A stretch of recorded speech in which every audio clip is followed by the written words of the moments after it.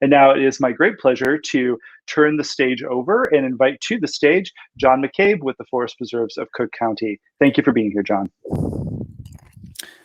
Thank you, Brandon, for the wonderful invite. And I'd like to get things rolling here by welcoming everybody to Wild Things 2021. Unfortunately, I am not seeing everybody. I know I was just talking with Brandon backstage there about being able to see everybody at least every 2 years from the conservation community. Today I'm going to present Organized Chaos, Coordinating Large-Scale Fire Management at the Forest Preserves of Cook County. I'm coming to you live today from our Northwest Resource Management facility here in beautiful Busse Woods. I know everyone's tied up with Wild Things today and tomorrow, but if you do need to get out for some fresh air, please visit our Forest Preserves. As I mentioned, John McCabe, I am the Director of the Department of Resource Management here at the Forest Preserves.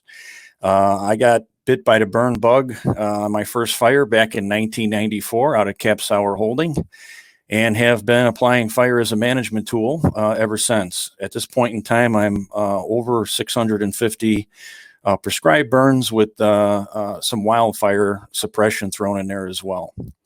I was just recently elected as the president of the Illinois Prescribed Fire Council.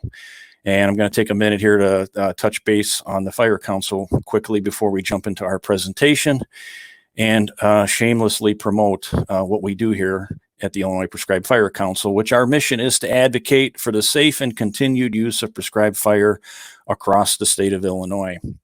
And I would also like to say thank you to our former president, who was in his position for 3 years, Rob Litigan at the Nature Conservancy, who did a phenomenal job, and Bill Kleiman as well, who those two sort of make up the backbone of our council. If you run into them or have an opportunity to chat with them, thank them for their service, please. I'd like you to take the opportunity when you have a chance, hopefully not during my presentation, but maybe afterwards, to visit the Illinois Prescribed Fire Council website. This is a great resource for anybody interested in fire and really interested in any facet of fire, whether it's just from an informational perspective or you're looking for trainings or jobs that might be in the fire field. The website is sort of the clearinghouse for all of that information. Another really interesting aspect of the website is our Prescribed Fires Accomplished map. This is a map where you could jump on where all the land management agencies and organizations across the state that are involved in fire submit their data to us, and we upload that to this map, and you can sort of zoom around and look at all the areas that have been burned across the state. So pretty cool, and pretty cool to see that fire is being utilized, statewide. All right. I wouldn't be doing my duty as a Forest Preserve District employee if I didn't share some propaganda with you about the Forest Preserve. We were established in 1915, so coming up on 106 years old. Seems like just yesterday we were celebrating our centennial back in 2015, and here 6 years has already gone by. We are the nation's largest and oldest conservation districts. And coming in at around 69,400 acres, we're covering a lot of space here in Cook County. We make up about 11% of the land mass. And when you think about that, having this resource available in a county of 5.2 million people, so the second most populated county in the United States, is pretty incredible. And, utilizing fire to help us manage this is also, of course, a very important part of that. And that's what I'm going to be talking about today. So I'm going to give you some overview on some big picture stuff, and then we're sort of going to jump into the planning and the way we sort of handle things on our day-to-day operations. So real basic here, and I'm sure most of you understand the basics of prescribed burning and why we use it, but I'm going to cover that real quick here. So one of the things is our fuel reduction. So when we talk about fuel, we're talking about what we're burning, whether it's grass, leaves in a woodland, cattails in a marsh. And if we're not burning that on a regular basis, that fuel will build up from year to year. And then you run into a situation where if you do happen to have a situation with a wildfire, your fire intensity level is going to be through the roof. And so being able to burn with prescribed fire on a regular basis, we can keep that fuel load to a manageable level and a level that we would want in and around this area. Increase biodiversity. That's what we're striving for, right? We're trying to eliminate these monocultures of invasive species, in some cases native, but mostly non-natives. All of us have probably, if you've done any work out at the forest preserve or other natural area, have done buckthorn removal or honeysuckle. And in some cases, you have complete monocultures of that where there is nothing else growing. And so fire certainly helps with the biodiversity side of that. We're replicating the natural disturbance, again, favoring our fire-dependent species. We know that the habitats that we're managing around here have developed with fire and mostly applied by Native Americans. We did not experience a lot of wildfire from lightning-started fires, but the application of fire generally by Native Americans produced the habitats that we're now managing today. Woody vegetation control is another reason for prescribed fire application. Keeping those woodies knocked down, whether you're following up after buckthorn removal or just keeping that prairie in good shape. I mentioned our fire-dependent species, and again, on both the tree and the plant side, we have a lot of natives, of course, that like fire. And conveying this to the general public isn't always easy, but this next slide here is one that I like to use whenever I'm doing a public presentation where we're having concerns with the general public about our fire program or why we do something. And this is something that we run into a lot when we're out in the forest preserve burning, where somebody's coming down a trail and starts asking questions. And when you talk about most of the biomass of these plants that we're managing for is actually underground, and what we're burning off the top is really not negatively impacting these plants, but positively impacting them, and then negatively impacting the native plants, the non-native plant species that have shallower root systems. You can see the light switch or the light bulb go on sometimes. And this slide is just really good at making that point when you can see that these root systems go down to a depth of 5 and sometimes up to 10 feet. Picture's worth 1,000 words kind of thing. All right, so I'm just going to talk about today, too, a little bit about our most previous fire season, which was our fall fire season, where we managed to accomplish just over 4,280 acres of burning. And that's a good number. That happens to rank as our second best fall burn season, and we're really proud of that, all things considered. Burning in COVID situation and making sure that our staff and everybody else that was burning with us, contractors, Conservation Corps, are all safe.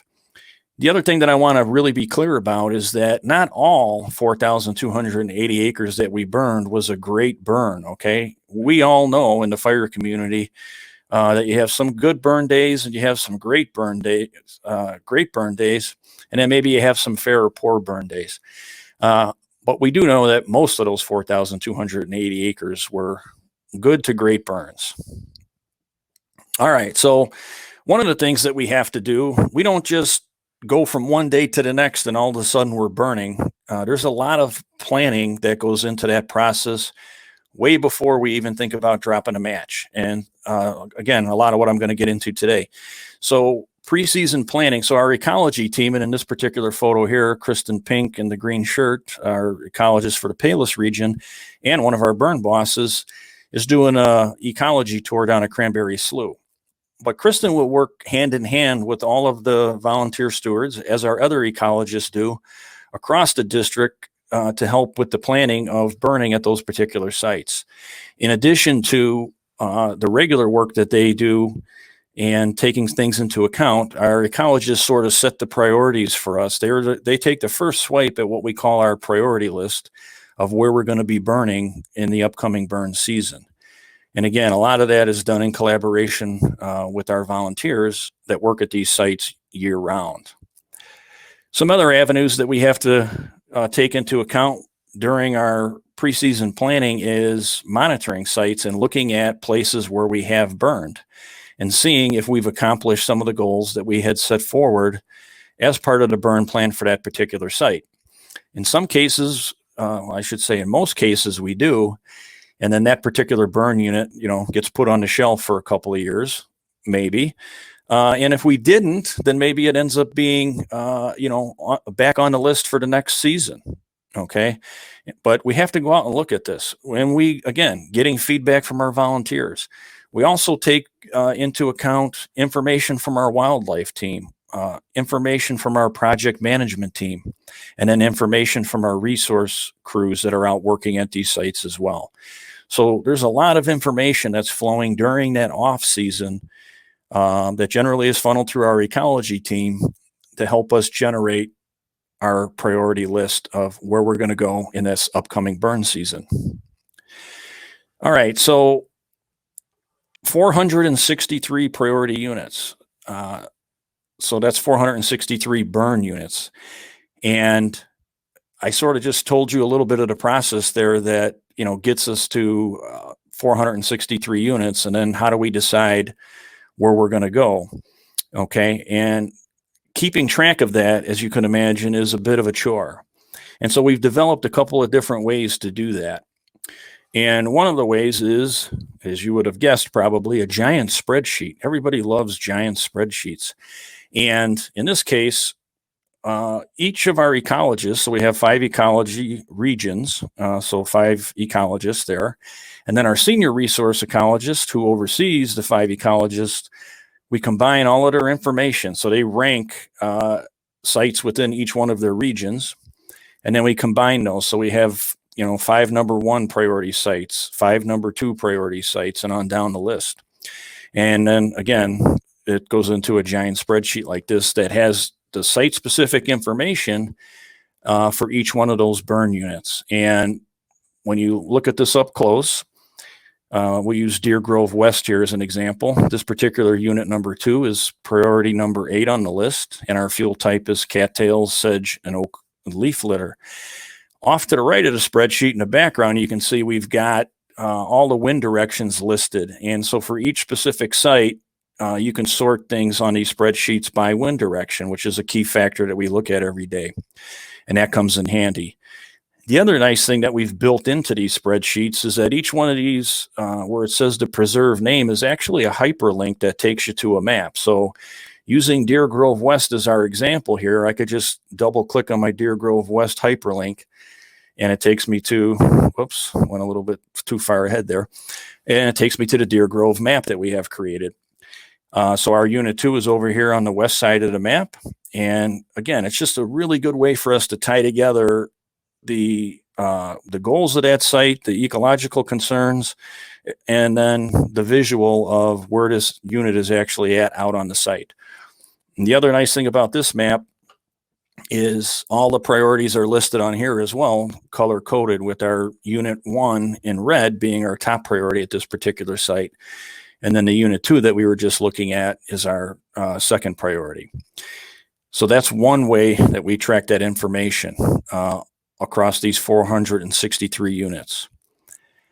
Another way, and the thing that I like to look at, is this KMZ file that we put together in Google Earth. And so it has all of those units listed and prioritized on this overlay that goes on Google Earth across our property. So everything, the polygons outlined in red are our priority 1 units.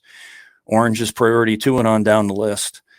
And I like this because I can then sort of just zoom around on Google Earth. And for me, the visual is much easier to see when I'm thinking about wind direction, at least as one of our main starting points on where we're going to be sending staff on any given day. Okay. And then we'll talk a little bit at the end of the presentation about how we track what we're burning, because that's something else that people always ask about, again, across these 463 units. All right, weather considerations. I mentioned the wind direction a couple times, but I just want to put this into perspective too, is that, that's something that we're always monitoring, especially as we're getting close to burn season. So thinking about things right now, I did not think we would be burning probably until about the 3rd week of March with the snowpack that we had. But now with this warm weather and the snow melting as quickly as it is, and the weather that we have this week, there could be spots we might be out at the end of this week burning. I probably just jinxed us right there, but we could get lucky. And so we're starting to look at weather forecasts already where we're checking it multiple times a day now. And this is the key factor for us when we're making that decision the day of. And so when I look at this tabular forecast, which I highly recommend anybody that's in the burn business, I'm sure is already utilizing something like this, because it gives you the trend of what the weather is forecasted to do throughout the day, hour by hour. Now, this does not negate the fact that you should still be taking weather readings out on site, but this is just a really helpful tool for us to be able to look at and project where we're going to be going. So not just on Monday, but maybe on Tuesday and Wednesday as well. And your key factors on here, your temperature, your surface wind speed, wind direction, relative humidity. And then at the very bottom here is a vent rate, which the vent rate is our smoke dispersion index, okay? And the higher that number is, the better our smoke dispersion is going to be throughout the day. And that's something else that I'll talk about a little bit later here in the presentation today. But want to make it clear that this is a key part of our decision-making operation. Well, here's the smoke dispersion vector. I thought it was a little further down, but it's, I guess, makes sense to be right after the weather and right after I was talking about the vent rate. So in Cook County, in the Forest Preserve District, and a lot of other land management agencies in Northeast Illinois, the big issue for us is not the fire so much. All of our properties are generally, not all of them, but most of them are surrounded by natural barriers. Well, not necessarily natural, but person-made barriers like a paved bike trail or a road. And the fact that the matter is that the fire isn't going to jump that road and, burn into a neighborhood like you see things happening out west. Smoke management is our biggest concern and where that smoke is going to go. And so that vent rate, our wind direction, our relative humidities are all key to what kind of smoke we're going to be dealing with on any given day, and is critical to the decision-making process on where we are going to go, where we're going to send crews to burn on a particular day. And this type of map really is helpful with identifying your downwind, what we call smoke-sensitive targets, okay? And, you look at this map here, oil and grassland, you can see the heavy development around here. I mean, you say everything's a smoke sensitive target. There's a whole neighborhoods all over the place. But what we really focus on are schools, hospitals, nursing homes. And it seems like the Forest Preserve is a magnet for those buildings being built next to us. I guess I can't blame them. It's a really nice view. But that's something that we really have to take into account. If we happen to be pushing smoke at one of those smoke sensitive targets, we have to make sure everything is going to go very well that day, or we don't burn at that particular site. All right. And as we continue to talk big picture stuff here, this is just an example. Email, this is going to come into play a couple times throughout the presentation, but email is a way that we generally communicate. And this is just an example email between Troy Showerman, who's our project manager who manages our contractor crews, our deputy director, Chip O'Leary, and then myself, talking about where we're going to be sending our crews and just going back and forth to make these decisions. So there's a lot of this conversation that has to be happening throughout the day in thinking about where staff is going to go and what's going to happen with our staff and our contractors. So this sort of rolls right into this piece. When I start talking about the resources that we have available, our main focus is on our staff, where we have 5 resource management crews. So that's 5 fire crews. And then we have, through a contract that we have in place and have had in place for a number of years, we have anywhere from 6 to 8 contractor crews. So we could be having to make decisions on where we're going to send anywhere from 11 to 13 fire crews on a given day. Okay, so you can sort of see there's a lot of thought process. And even when you look at Cook County and you say, well, you've got 70,000 acres, John, that you're covering, you shouldn't have any trouble finding a place to send anywhere from 11 to 13 crews. But then you factor in some of these other issues I just mentioned, and it can become difficult. But it's a good problem to have. Please understand, I am not complaining about that. And we've come a long way in getting good at making sure that we're using these resources as efficiently as possible. And so that communication is happening. So some of the other resources that we have available to us outside of our staff and our contractors is our conservation corps. So working with some of our partners, Green Corps Chicago, Friends of the Forest Preserve, Audubon Great Lakes, we have this conservation corps, and some of these folks are working, or I should say most of them are working full-time year-round on ecological restoration. And then when it's burn season, this becomes a priority for them. And we can add conservation corps crew staff to our full-time crews to help add additional boots on the ground. And that's been helpful in us being able to get out and get more work done. So a hearty thank you to this group for all their help. And I just want to talk about this story real quick, our alternative spring break program. And so this is something that was created about 8 years ago with the University of Wisconsin Stevens Point. They have a fire crew as part of their College of Natural Resources.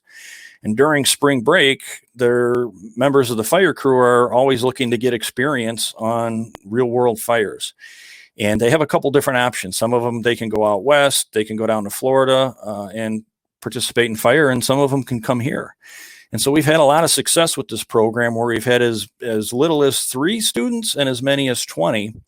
And we are looking to be able to do that again this spring. We had to cancel it last spring, but we feel like we can do it safely. So we get an opportunity to bring in these young students who are looking for experience with fire. As you can see in this picture here, they certainly got it. Pretty good burn out at our Crabtree Nature Center here. And in this picture here, you can see the students are very happy about what they're doing. And so looking forward to having that group come down again this spring. And then, of course, our volunteers. So as I should have mentioned earlier, we have over 90 stewarded sites across the district's property. And we have a lot of volunteers that are tied to these sites that are out working. In some cases, it's 7 days a week. But most of them are, weekend warriors generally. But they like to come out and burn as well. And so like in this particular picture here, we have 2 full-time staffers, myself in the middle and our deputy director, Chip O'Leary, off to the right. And then the rest of this group is volunteers. And if they hadn't come out and burned with us this day, this is a weekend, we would not have been able to accomplish the amount of burning on that day that we did. So we're a little bit restricted on what we're doing volunteer-wise with COVID, but we are working. We do have volunteers that are still coming out with us and looking forward to getting more folks out with us this spring. All right. And training. We've come a long way in this. When I first started burning with the district in 1994, it was more of sort of like an apprenticeship. There wasn't an official training that you were required to go through to be able to burn. So now you either have to have the NWCG S130-190, which is what's recognized by the Forest Service, or you have to have the Chicago Wilderness Midwest Ecological Prescription Burn Crew Member Training, which was created by local land management agencies. The DNR, the Nature Conservancy, all contributed to that training as well. And all of our staff, volunteers, Conservation Corps have to complete these one of the other basic trainings to be able to come out on the fire line with us. Additionally, now we have a Burn Boss certification that the Illinois Department of Natural Resources manages. And we require any of our burn bosses to have this certification. So whether you're a contractor or staff, you have to have completed that. So that's come a long way for us in really professionalizing our program. And again, this also really puts confidence in our program with the general public, with our elected officials. Equipment, just again, quickly to sort of touch base. I know you probably didn't think we were out there with no equipment, but I just will give you a couple snapshots of that stuff. This is our typical rig that goes out with us. So a pickup truck with a 200-gallon pumper on it, and then a Gator or an RTV with a 75 or 80-gallon tank on it. And in some cases, like in this case, we have 2 crews that are working together because you have a bigger unit. And that's one thing that you always want to have. You want to make sure that you have enough of these types of resources around. The fact of the matter is, in most cases, we hardly use any water out of our fire trucks, okay? And that's something that a lot of people don't necessarily believe. You mean you burned 80 acres and you didn't use almost any water? And we get accused sometimes of not having enough water just because people are looking at this and saying that's not enough. We preach water conservation, though, and we're utilizing, in most cases, fire putting itself out we're fighting fire with fire, or we're removing the fuel from the fire line to extinguish the fire. But it's a key piece, again, from the confidence side, from the general public, and of course, also with the fire departments, who generally across Cook County, we have very good working relationships with.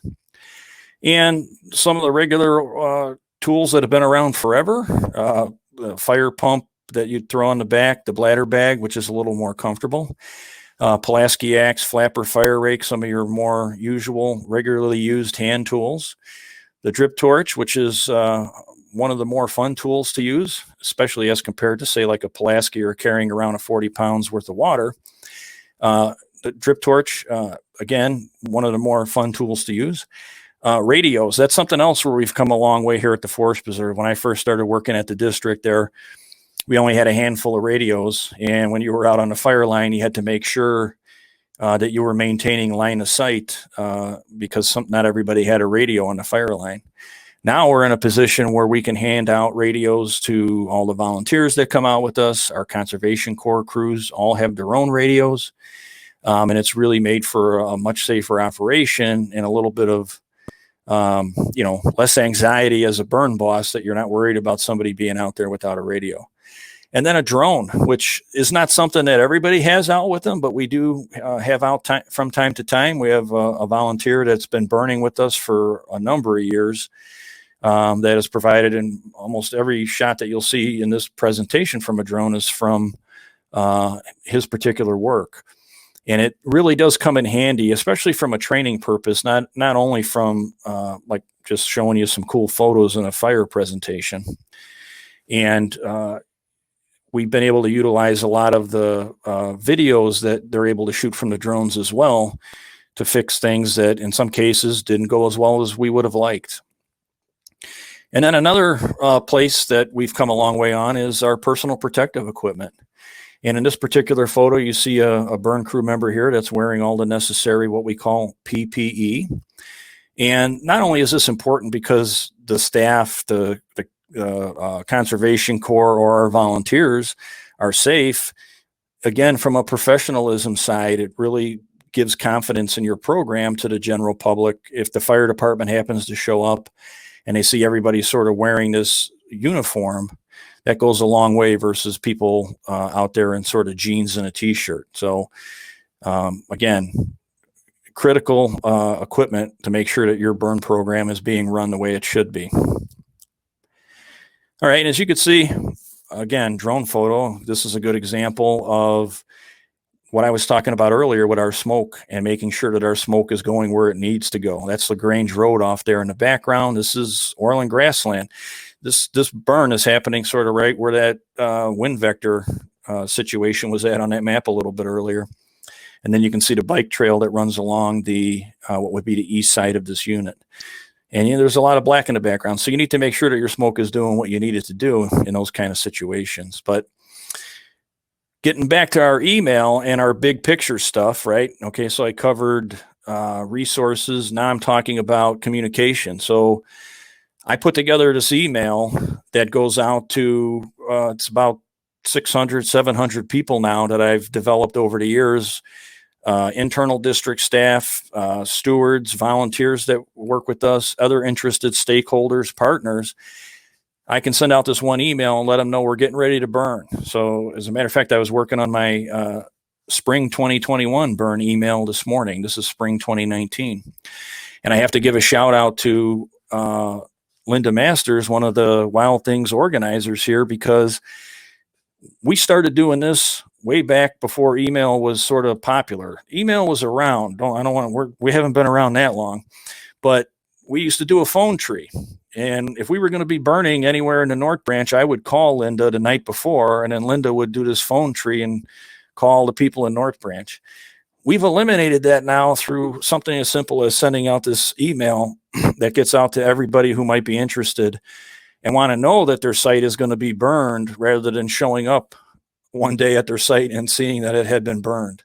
And so we've certainly come a long day since our phone trees. Okay, if you were getting drowsy on me, I'm sure that woke you up, but that's what happens when we have our day of. So I just went from big picture. Now I'm going to sort of our day of operation, where at 6 a.m. we're at our general headquarters in River Forest here. And Troy Showerman, our project manager, who manages our contractors, and then myself, who sort of oversees the whole program, we're talking. We had been looking at weather. We had a hit list, a priority list of what we were thinking we were going to do. And now we're checking weather and verifying and seeing what's happening. And then we're talking to everybody else that's involved. So that's where organized chaos comes in, this next slide here, where the internal structure of our operation is pretty chaotic on a burn morning. And so we're making final decisions on sites, again, double checking things with our ecology team, double checking things with our wildlife team, communicating with our resource crews, communicating with our contractors to make sure that they have all the staff that they need to bring, whether it's 8 or 6 crews, and making sure that our resource crews have enough staff that we have full crews there as well. In addition, we have to reach outside the district to the Conservation Corps teams and find out, how many people are available there. And then we're getting information in from volunteers to see who can come and burn with us today, especially if we happen to be shorthanded in one location. Then you still have a whole nother outreach with just your general notifications around where you're going to burn once that decision is made. All right, this slide here is a little bit of that compressed into a little bit simpler visual. And again, we start at 6 a.m. and our goal is to, by 7:30 a.m. in the morning, have all of these decisions made, because the contractors and our staff have now got to get moving and figure out where they're going to go. They have to pull burn plans. They have to pull maps. They have to think about, how am I going to burn this particular unit? Do I need additional resources above and beyond what I already have? And so all of that information has to be happening once we make that final decision. And then again, as I said, we're folding in volunteers and these other resources that we have available and trying to make sure we're not shorting anybody and that we're not overloading anybody. All right, and getting back to our phone tree email, once that decision has been made and we know where each one of our crews are going to go, then I send out an email that morning, usually, again, targeting 7:30. This one looks like it got out a little bit later, maybe about 8:30. It was actually 7:07, it says here. Okay, so I send that email out, and it goes out to all these people. We list on there the sites that our crews are burning, and then we list a burn boss. So if you're a volunteer and you want to come out and burn with us, you have to contact the burn boss for the site you want to go to. So it's as simple as that. And then we list out the sites where our contractors are burning. So if our volunteer stewards are checking the email, they could see that maybe their site is on the hit list and is going to be burned today. So no surprises. All right, so then we talk about big picture notifications, reaching out beyond the district and letting people know we're going to burn. So 2 resources we have available to us here is the Cook County Emergency Management and Regional Security Team. They have an email blast that goes out to all the municipalities in Cook County, their police, fire, elected officials, and public works. So we post our burns every day through that email in the morning. We send it out. So everybody across Cook County knows all this information. Now, in addition, we're still contacting the locals at a particular site, but this is a really nice resource. And in some cases, some of the municipalities have utilized that notification to then post information on their own village websites about us being out burning. So that's a great way to get more information out to the public. The other resource that's really nice for us is our own website. We're always trying to push traffic to the district website, and we're constantly encouraging people, before you go to the forest preserve, check our website. And so we post all of our burns the morning of and then every day on our district website. Okay, and I mentioned contacting the local. So our local police, our local fire departments, the forest preserve police, our local landscape maintenance division, as an example, in the Palos region, local horse stables. Okay, we have to tell all the horse stables in the Palos region, even if they may not be close to a burn unit that we're burning, because somebody might be riding a horse from that stable and come by our burn unit. And if you know anything about horses, you know they don't like fire. And so that's a critical piece for us. The other important side of things is that we document all of those phone calls. That's very important for anybody's burn program, is if you do run into any trouble down the road, and we've had this happen a number of times with like a local police or local fire departments coming out and saying that they weren't notified by us. And we've been able to pull out our call sheet and, show the local fire department or police, and in some cases, even the Forest Preserve police, that we did contact dispatch at, 7:02 in the morning or 8:25, whatever time it would have been. And we talked to, badge number 62. And so that goes, again, a long way with showing confidence in your program from folks on the outside. So definitely a very simple step, but one that you need to take. All right. So you get all that stuff done, and now crews are going out and you're putting fire on the ground. So what happens, right? I mean, the crews are out burning. We've got our 5 full-time crews. We've got our 6 contractor crews out. It's not a matter of just, saying, okay, let's see how things go. There's constant back and forth now between the crews that are out, the project management staff, our management staff within the resource crews. And so as we have fire going on throughout the day, and these next couple of pictures are just some burns that are going on and some cool fire photos. In this case here, we have Elliot Medina, one of our burn bosses, and then one of our rock star volunteers here, Randy Holtz, running the drip torch out at Paul Douglas Preserve. So that communication and that feedback is going back and forth because it really helps us then start to make decisions for what we're going to be doing tomorrow. This is a good sized fire out at Crabtree Nature Center. Again, smoke management is key. I mean, you can see that you're going to see that fire from a long way away.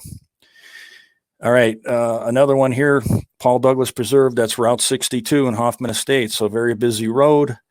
Smoke management is critical, and signage, right? I mean, if people are just driving down the road and they see this giant fire, they're calling 911. So having signage up in the proper locations so people aren't calling the fire department is important. Down in the Palos Preserves, Dan McMahon Woods. Again, here now you've got some safety concerns, right? You can see the crew working along the road, so something else that you need to think about.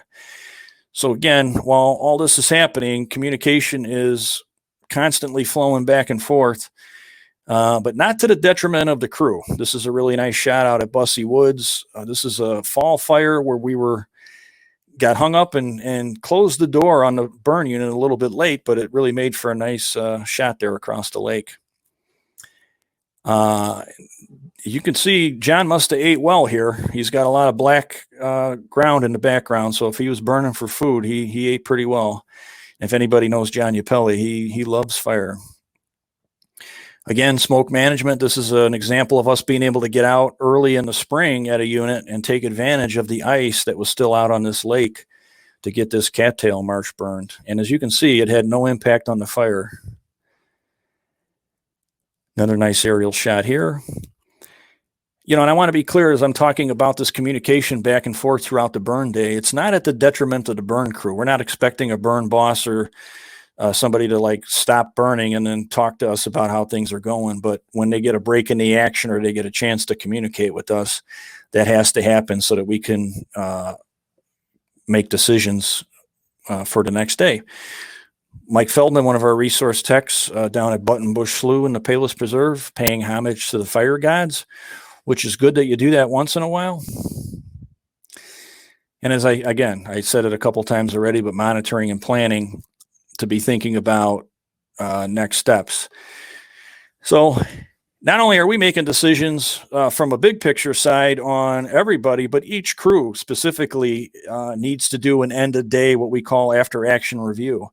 So in this particular photo here out at Carl Hansen Woods, Poplar Creek, the crew is getting together to talk about the burn and to see what they did, how things went, what could they do better? Did we break any equipment? Did we lose any equipment? Is everybody here? That happened in the mid-90s when I was out on a burn. We lost a crew member who happened to go home without telling anybody. So that's you got to do a head count at the end of the burn as well. That's important. So in the fall fire season, our time frame to burn is a narrow window. Generally, you could be out putting fire down maybe 11, 12 o'clock at the earliest, and then you're shut down by 3:30. Things start to get dark. All your other important variables start to go out the window. On the other end, in the spring, you could maybe be starting at 9:30, and you could be burning till 7 o'clock at night. So a much wider window. All right. The other thing that the fire crews are required to do at the end of the day, our staff and contractors, is provide a post-burn map. It's important that we know what actually got burned. And in some cases, the whole unit doesn't always get done because maybe it was wet or you ran into some trouble. And so we need to know that because maybe we'll go back there tomorrow. But if the site's already been burned, of course, we want to take it off the list. So these next two slides are just examples of other post-burn maps that people send in at the end of a very long day. They're not National Geographic worthy, that's for sure, but they conveyed a message they need to convey. Another important piece of information that we need to capture is the post-burn report. And so every unit that we burn has a post-burn report. So some crews might do 3 units in one burn day. So that's 3 separate post-burn reports, okay? That's 3 separate call sheets, 3 separate attendance sheets. So we do generate a lot of paperwork, but that's important for the history of the burn and, again, that follow-up monitoring that I talked about. Okay, now I showed you that giant spreadsheet earlier in the program, and I talked about how much everyone loves spreadsheets. Who doesn't love a spreadsheet that has all kinds of colors on it? And this is the spreadsheet that Troy Showerman keeps, who sort of leads the charge on organizing what we're doing and then what got done. And so you can see by the color codes here on the right how Troy does that. So where we're burning today is in yellow. Where we're going tomorrow is teal. And completed units are in gray. And then you've got some partially completed units in orange, and then some that are canceled in red that we've completely taken off the table. And so as the burn season progresses, as you can imagine, this spreadsheet ends up becoming very, very colorful. And but again, it's just, you have to do this in order to keep track of where did you go across these 463 units and what is still on the table to be done. Okay, and again, I like this KMZ. So I showed you this earlier as well. Every day when the crews update and they send in those maps, our GIS specialist, Diana Krug, is on those emails. And Diana will update this KMZ sometimes the night of, but usually really early the next morning. And as you can see here, anything that's been blacked out has already been burned, okay? And this is key to the operation, because if you're not doing this, you could be sending a crew out to a site or a unit that's already been burned, okay? And again, I like this visual on Google Earth where I can zoom out and zoom in and then just kind of fly around and then find an open site that's going to work with a northwest wind or whatever wind direction we have that day. Nice shot here of our alternative spring breakers out with Eric Menegat, one of our burn bosses. And again, getting back to our phone tree email. So Linda probably would have been upset. I would have had to call her 3 times in one day. So in the morning and in the afternoon, and then overall, I send out an email at the end of the day. That sort of gives everybody a wrap up of how things went. And then if we think we're going to be burning tomorrow, so that anybody who's thinking about coming out to volunteer could be ready to go. So it's a loop that keeps continuing throughout fire season. So a very simple way to keep the lines of communication open with all these interested parties. Again, we've come a really long way, and it's just been a huge plus for people that are interested in our fire. All right, getting into some statistics here, and I should have some time left here at the end for questions if we have any. So as it relates to just our fall 2020 season, I mentioned to you about those priorities, right? That each ecology region ranks things from 1 to, let's say, 100, and then we combine them. So our 1 through 10 sites, we were able to accomplish 54% of our top 10 priorities across the 5 regions. So that's technically out of 50 sites, we got 54% of those units done. And then going on down the line here, 11 through 20, 51%. So I was really excited to see that we had such a high percentage of our top priorities. And as many of you know, some of our sites that are higher priorities might be because they're just difficult to burn. Like, for example, we might need an east wind. And so, there are reasons why we're not on some days going to those sites, even though they're a higher priority. And sometimes their weather conditions are marginal and we don't want to burn there. I know we have a few finicky stewards out there that if I was going to go to their site sort of without their approval, they would be not be very happy with John McCabe. And so I know who those folks are, and I make sure I'm in communication with them to make sure that they're happy with what we're going to be doing. You can see across the bottom here, I think 466 units. I thought I said 463, but who knows? We might have picked up 3 units in the last half hour here. 7 canceled, 132 total units completed, and 17 partially completed. So keep in mind that 132 number. That'll come up again here at the end. So here's another. I've put this slide in because people always ask me this question: how much do you spend on these contractors? And so we have really good numbers on that, of course, because we pay our bills and keep good records. So our 2020 fall fire season on the contractor side cost us $138,000. Okay. And then as you look at 2019, 227, 2018, 137, 2017, 432. So that was a really good spring and fall season. So you got a bigger number there. The 2020 number will be the fall of 2020 and then the spring of 2021. So that 138, of course, for that fire season is going to go up. So our going down all the way to spring of 2015 at 328. And if you ask me, when you look at that $61 per acre, that's a really good cost per acre. It's worth every penny we're spending on that front. And I think our folks that are working out in the field, whether it's our volunteers or our staff, will tell you that the amount of fire we've been able to bring to the landscape has had an incredibly positive impact on our plants and animals too, to some degree, in a positive way, because that habitat is so improved. All right, another question I get asked, well, how much of what you burned was woodland versus prairie versus wetland? So our fall season was 52% woods, 38% prairie, and 10% wetland. And typically in our fall fire seasons, we are targeting woodlands, but if we have a good burn day and the woods are still too wet, we're not fuels like our prairies or places like that.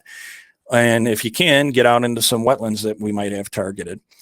And anyone who's been out on a fire knows working in a woodland unit is definitely more work in most cases than being out in a prairie. So again, I feel really good about our numbers, knowing we got 52% of that 4,200 acres was woods. All right, and this chart here sort of says it all. This is a nice shot out at Baker's Lake. You can see the rookery in the upper right-hand corner there. But this chart sort of shows the development of our burn program over a number of years. So again, when I first started burning in the early 1990s, our fire crews was just maybe one crew, and it was like people who wanted to burn. It wasn't even a specific crew. And that really changed in the mid 2000s, as you can see the bars start to grow there. And then when we added in contract burning after 2010, there is when we really sort of started to take off. Not to mention the fact that truly the support of Superintendent Randall and President Preckwinkle in recognizing the value of fire and that they were willing to fight the battles that we had to publicly, and in some cases with elected officials, went a long way to us being able to really turn the corner. Of course, the continued support of our partners and our volunteers was another factor in these bars continuing to grow. And so we're primed for a great spring fire season. So I'm really interested to see what that bar ends up at for 2020, 2021. All right, wrapping things up here. Got to do an after action review. So when we're done with fire season, we don't, throw our legs up. I'd like to once in a while take a nap in the office, put my feet up, but just can't get away with that. And whether we're doing other resource management work, there's always stuff to talk about on the fire side. And I mentioned earlier, just briefly, that we had 132 units that we burned in the fall. As good as we are, those 132 units didn't all burn perfectly as far as the operation. And so we do an after action review meeting where we bring in our contractors and our staff. And this year we're going to do it via Zoom. And we talk about any problem areas that we had, or if we had a particular fire where we had an escape, where we'll do a sort of like a sandbox exercise, or in this case, a whiteboard, where we'll draw out what happened and go through it. Because we all want to learn from each other to make sure if we had a mistake that it doesn't happen again, or at least we can minimize the chances of it happening again. Can we do better? Yes, absolutely, 100%. And we have to continue to strive to do better. So from an efficiency standpoint, and of course, always from the safety side of things, we are looking to improve. And this slide here, I like, it really shows the value of the forest preserve. So the development of Cook County over the last, 150 plus years to when we had this slide made back in 2015 by the Prairie Research Institute. That picture on the right, the fact of the matter is, if that forest preserve wasn't set aside starting in 1915, that map would be all red. And if we're not able to apply fire to manage this 11% of Cook County, the health of that resource is going to take a nosedive. And we have to continue to utilize fire to manage these lands, and are going to need the continued support of folks that are attending this Wild Things conference for sure, our administration, our elected officials. And just that really just drives home the importance to me of this program. All right, with that, I'm wrapping things up. I'm going to have Brandon's going to come on here and ask some questions, but if you have anything you want to follow up with me on afterwards, please take down my email address there and feel free to reach out to me. Thanks so much, John. And I think there's no way we'll get through all of the great questions that came in during the session. So folks, definitely do, if we don't get to your question, reach out to John. Before we get to questions, though, I do want to say a couple of comments. Tom Balot wrote, "Amazing burn acreage, John. Congratulations." Other people wrote in, "Great photography," and congratulations on the program generally. The question I want to start with is the acreage burned annually in recent years about right, or are the forest preserves working toward a larger annual burn goal across the system? That is a very good question. And what I've got to go on that front is Steve Packard had once told me that we needed to burn about 5,500 acres a year at the forest preserve. And yeah, I don't know if that's right. I mean, that was Steve's assessment based on his knowledge of the district, which is pretty vast. That's something that we're looking at. When we look at what we're getting done and the results that we're seeing, I don't think we feel like we're at a position yet where we've reached what we should be doing every year. So I think the number is higher than Stephen's 5,500 acres. But to be honest with you, we don't know what the sort of sweet spot is yet. Speaking of sort of prioritization and thinking about the district as a whole, do high priority sites get burned twice or more before low priority sites? Like, what's that? Yeah, again, a good question, but that's a sort of a depends answer, right? It's really site specific. I mean, if that site had recently had clearing work done and it warranted coming back a couple years in a row because it was beat up, but if it's a high quality site, so it might be a high priority. If we have a good fire there, we might be able to put that site on the shelf for a couple of years. So it's a real site dependent specific thing. So in some cases it is year to year, and in other cases it might end up on the shelf. That's great.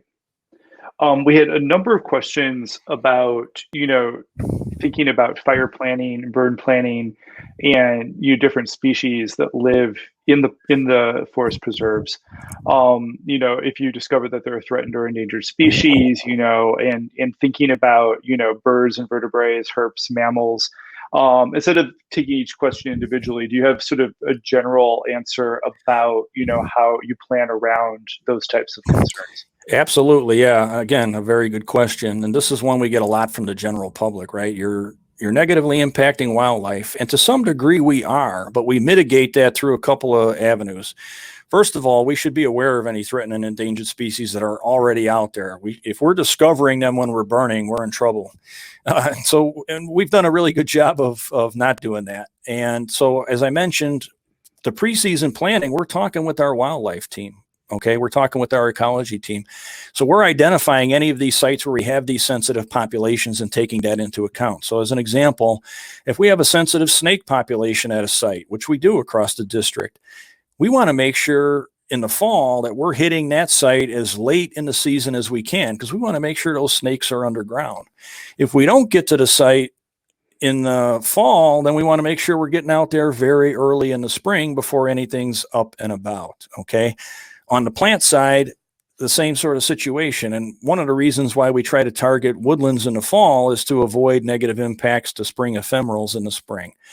Rotational burning, that's a basic in burning, right? So if we have a sensitive insect population at a site, instead of burning the whole site, maybe you're only burning a portion of it, 25%, 50%, again, depending on fuels, brakes, all those kind of things. We have a question about burns and restoration. Has the district experimented with growing season burns? Can you foresee them being used in support of restoration priorities?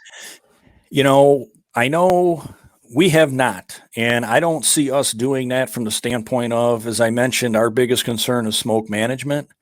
And when you're burning during the growing season, you're producing that much more smoke.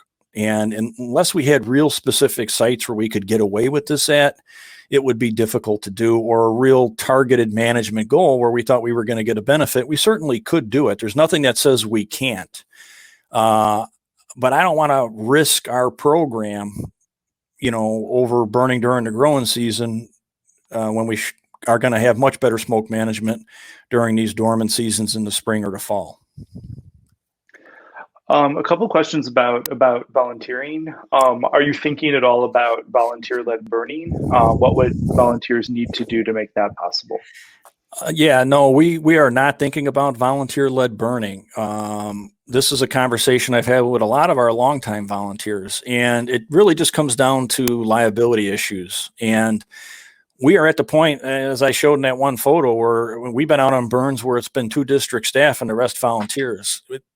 I don't see us getting beyond that. And we've had a lot of success with the volunteer group up in the northwest part of the county. Jenny Flexman had put together sort of a burn crew that would respond or be responsive to be able to burn in the area. And I think that's sort of the model that we're after, not having volunteer-led burns because of the liability issues, but really supplementing our full-time staff to be able to get more acreage done. And another question on volunteers, which I think will probably be our final question for the session. And again, John's email is there on the screen. Do feel free, if we didn't get to your question, to follow up with him. I'm sure he'd love to hear from you. But a question, if there are volunteers without any fire-related training or certification who want to help out during prescribed burns, what's the first thing they should do? How should they get started as a volunteer? Well, first of all, I would just say reach out to me or visit our website. And you can, our website sort of self-explanatory if you're looking to volunteer. To come out and burn, if you don't have any of the training, you can certainly help out, but it's not as fun or exciting. I mean, being a smoke monitor is a needed position from time to time, but a lot of times you're not actually seeing any actual fire, right? You're off site maybe even. And so we're certainly open to people that want to play those kind of roles, but reach out to me and I'll be able to help connect you. And before we end things here, Brandon, I want to thank all of my staff that makes this program successful. I'm one part of the operation. There are a lot of people who make this successful, and so I want to make sure I give them a big thank you. And, because I'm moderating, I'm going to get one more question in here from Amanda, because I have it too. And, I'm a communications guy, so I'm curious. Have you seen a growing public awareness of the benefits of prescribed burning over the years? Yeah, again, I appreciate you asking that, so I can say absolutely 100%. Over the last 15 years, but for sure the last 10 years, we've seen a 180-degree turn. in people's recognition and acknowledgement of the importance of prescribed fire. We have a lot of people that used to come by on a trail and would yell and scream at us are now thanking us, saying we're doing a great job. They want to take pictures with us, all that kind of stuff. So it's been huge. That's fantastic to hear. That does my heart good. Thank you so much, John, for being with us this afternoon at Wild Things. And thank you, everyone who is here listening to the presentation. Again, reach out to John if you have further questions.